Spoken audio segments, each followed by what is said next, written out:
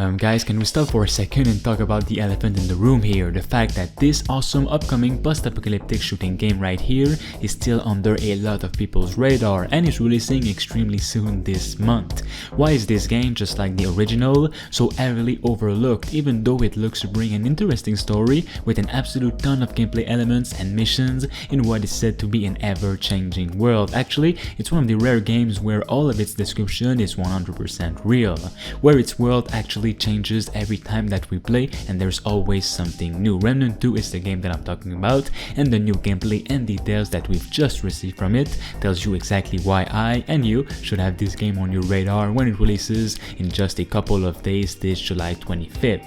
I plan on getting it most definitely, and since this game is releasing on all platforms, well, there's no reason to not check it out and see for yourself. This video is not sponsored at all, by the way. I just respect these developers working on this franchise and how great they've done with the first one.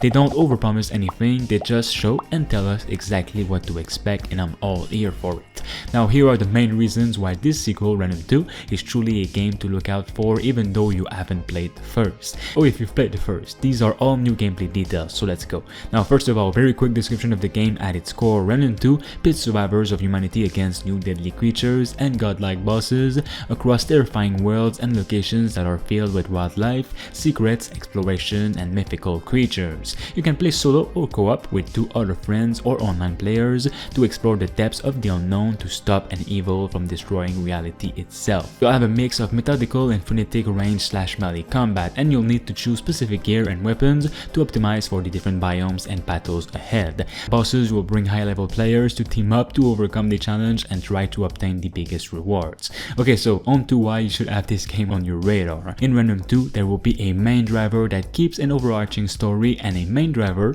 that brings purpose to the player coming toward their team, seeing what's going on there, and due to some unforeseen circumstances, allowing them to travel and visit other worlds. And then during that journey, everyone's playthrough will be very different. For example, visiting this or that world and the things that happens there will be a different experience amongst different players. For example, you could start in the world of Yesha, but you could wake up in and realize that you're in some weird temple away from Yesha and you're just wondering what's going on. But the person next to you did not start there, and in fact, they started in the heart of the jungle. That alone alludes to the fact there must be at least 2 different storylines. Obviously, what they took from the first game is the different experience that occur along the way.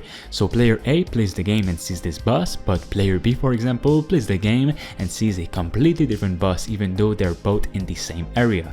To add to that, player A could be starting in Yesha, but player B could wake up in a completely different world. That alone just implies the differences, the capabilities, and the possibilities for the replayable aspect. The level design in the first game was kind of flat, like you're going from point A to point B, and there's not a whole lot of changes along the way. But if you compare the level design from the first game to Remnant 2, something they pushed was a lot more exploration. There's verticality, and that comes from expanding the player package. Unlike the first game, you can now jump, you can climb ladders, and so much more. That gave the devs the toolset for level designers to essentially expand in the vertical direction, essentially physically making the world bigger with a lot more secrets and exploration. One big change they made for Remnant 2, which isn't seen often in games like these, was that they randomized the storyline. So if you go in and fight a mini-boss, and another player goes in and fights a mini-boss in the same area, they might have a completely different boss and story. There's also different random events that occur in the game, and even the layout of the dungeons change. If you played Remnant 1 and you both started the game, you were both going into the city, you were both going to find a big tower and save a lady in the church.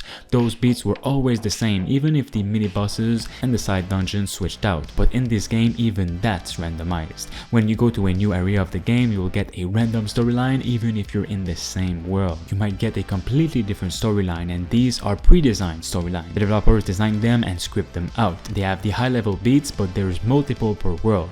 So not only could you get a different world from another player, you might get a different storyline within that world, and it is a full storyline with its own NPCs, its own world boss, and more. Everything is said to be completely different. You could play 2 full games with not a single repeated element, and that is how they gauge how much content they wanted to make for each area of Remnant 2. I'm actually really excited to play this game. I'm so happy that it actually releases in just a few days on July 25th, and it's one of the games that I'll be playing this summer. Let me know what you think, and of course make sure you like the video if you want to see more on this game, and subscribe subscribe to stay tuned.